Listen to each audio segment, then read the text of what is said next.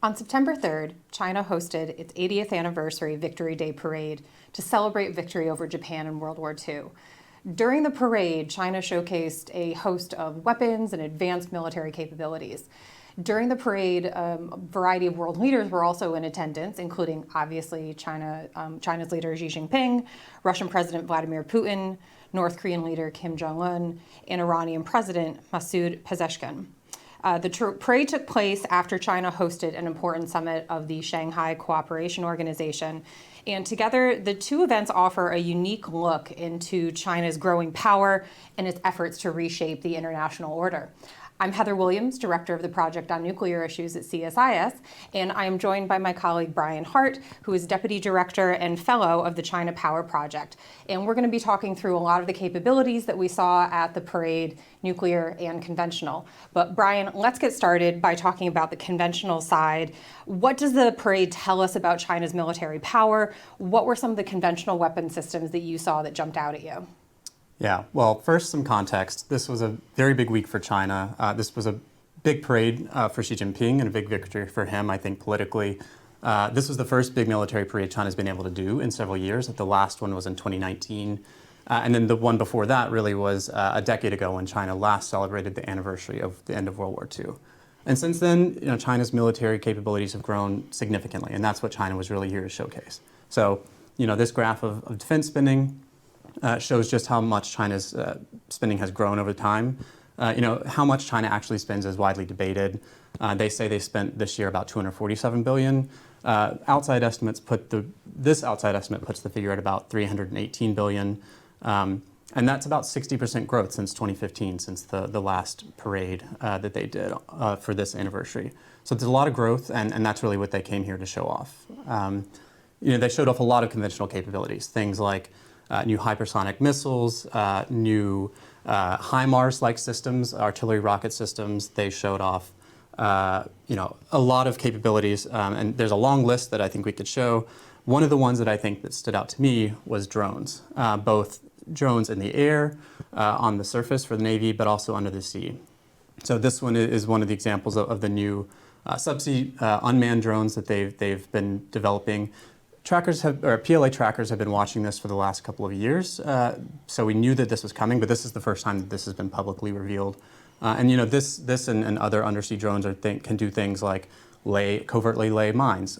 So that's something that could be used in a Taiwan contingency, to blockade Taiwan's ports. So they're showing off a lot of these capabilities. Of course, they also showed off their capabilities with manned aircraft too.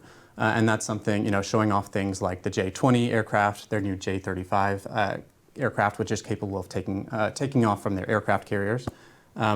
This chart really shows what they're trying to demonstrate at this parade. So this chart shows that over time, within China's air forces and naval air forces, they've really been phasing out older, second and third generation aircraft. And they've really been focusing on bringing online new 4.5 generation and even 5th generation fighter aircraft like the J-20. So that's a lot of what we saw here. They've been trying to show this week, and that's what a lot of PLA watchers like me have been tracking. So, with that said, on the conventional side, let's turn maybe to the nuclear side, and I'm wondering what you've been tracking with this. Yeah, so the big nuclear news was this is the first time that China showed off a full nuclear triad, and so I think it's worth going through all three legs of that triad. I'm going to start with the land, and this is the DF-61. This is the totally new capability. This is the big reveal, I think, of the strategic forces. So this is huge. You can see it's on 8 axles. It's on a TEL, it's road mobile, it's big enough, it's probably going to be an ICBM. And so this was, I think, the big news on the nuclear side of things. But there were other land-based forces that got showcased. That included the DF-5C, which is a new variant of an existing ICBM. The D5C is really interesting because it can be MIRVed. Some estimates say it can carry up to 10 warheads. And those, the DF-5Cs are also just massive. When you see them, it's like really shocking how big these are. The other land-based capability that I think I'll flag is the DF-31BJ, which is an ICBM silo variant. And so again, indicating silo-based. We know that China has been building all these new silo fields in Western China. They used to say that they were wind farms. Yeah, the jig is up on that. And so a lot of these silo-based capabilities will probably be out there or in the eastern silos. So that's the land-based side of things. If we turn to the air leg, that was another kind of new reveal. This was the JL-1, which is an ALBM and will be carried on the HN-69. And then on the sea-based side is the JL-3, the SLBM of that. But there were a couple things that really jumped out at me. The first is just the size. Like, I know I keep coming back to this, but like, this is really big, the DF-61, but also the DF-5C, the size of these things. The other thing that jumped out at me is through the Department of Defense China military power reports and other open source reporting, we knew about a lot of these capabilities before, except for this one, but we knew about them and knew that they were out there, but they hadn't really been showcased. And so this was just putting everything out there. It's, China is no longer denying that it is expanding its arsenal. It's no longer saying, no, those are wind farms and various other stories that they were pushing. Like, this is really putting their nuclear arsenal out there to show. The other thing that jumped out at me specifically on the nuclear side, they didn't showcase anything below the ICBM range. So we didn't see intermediate range or medium range missile capabilities, which I thought was really interesting. They really are only showing things that could hit the continental United States. They weren't showing off nuclear things that might be more regional ranges. And so I thought that was also a pretty important development going on there. But yeah, for me, this was really interesting because a lot of these capabilities we've been hearing about, and now we actually really got to see them up front and close, I think. The other thing I thought I would point to that they didn't show was there are some dual capable systems, like the DF-17, which is an IRBM, and also the DF-26, and they only showed the conventional variants of those. And I think that has to do with the range again as well, though they didn't show things that were more locally regional or intermediate based nuclear capable. And so really trying to show off that intercontinental strategic range, I think, was important. Right, and I think they didn't show the H-20 bomber, with that strategic bomber that we know is also under development, which I guess suggests that it's not quite there in terms of operational capability or commissioning. So another interesting omission. So on the nuclear front, keeping on that, what are the long-term trends here? What are we seeing, and what are the implications for the United States? Yeah, so this is the quick summary of what China has in terms of its strategic forces. It's believed to have 600 nuclear warheads right now, and estimates are that that could go up to 1,000 by 2030. There were some previous estimates of reaching 1,500 by 2035. Those have been scaled back a bit. But you can see here the different platforms for its for that triad that we were talking about. In terms of what what we saw yesterday, today, depends on where you were, which time zone you were in.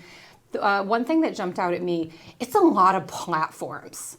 They have a lot of means of delivering nuclear weapons, and you're going to want all the warheads to do that. 600 warheads compared to that many platforms is not a ton. Yeah. So that suggests to me that China's strategic arsenal, that its stockpile is just going to keep going up. And I know that there are some projections for it to do that. And I think reaching 1,000 by 2030 is what they really are expecting. So that was one thing that I think this could all mean by what we saw today, which is expect the warheads stockpile to keep going.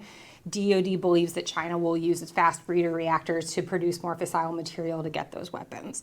Another thing that this means, as I said before, China previously was secretive about its arsenal. Yeah, it's not that secretive anymore. We all are pretty aware of what they have out there, which I thought was important. But the other thing I would point to is this suggests to me that Russia is handing off a baton to China to take up the arms race. Russia has been massively expanding its strategic forces for decades and also building a lot of different platforms. And now China is kind of moving in the same direction. So this does make me a little bit worried about the two of them pushing some arms racing dynamics. And we don't have any arms control with China at all. We don't have dialogue. And so we can't really count on those tools that we've relied on in the past to try to stabilize things now. But so, Brian, I kind of wanted to come back to you about the bigger picture of all of this. What do you think the parade means in terms of China's global ambitions? Obviously, there were a lot of world leaders there, and this suggests some more collusion among the axis of aggressors. So how are you interpreting that? Yeah, so I think obviously a lot of people paid attention to what physical capabilities are rolling through Tiananmen Square, but I think the broader geopolitics of this are as important, if not more important, because really this was a big week for Xi Jinping in China. As you said earlier, Xi Jinping, just days before this parade, was hosting the Shanghai Cooperation Summit in Tianjin, where dozens of world leaders came, largely from the global south, to meet with Xi and to talk about the future of the SCO. Xi Jinping has really used the SCO. He's tried to grow it over the years and to kind of evolve it from something more of a pretty regional focused security organization towards something that's much broader, a bigger multilateral platform to project China's power. Going into things like the economic influence here, the SCO decided to agreed to start up a new development bank.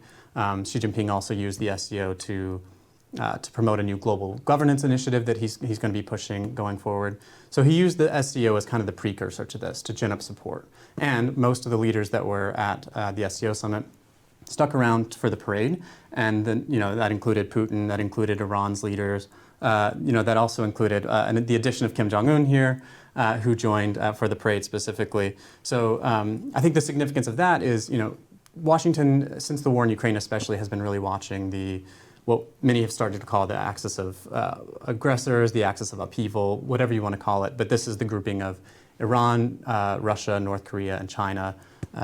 And so one of the things that has been this kind of talking point is that maybe the axis isn't an axis because they haven't really been together, all four of them. Well, this was the first instance where we really have that.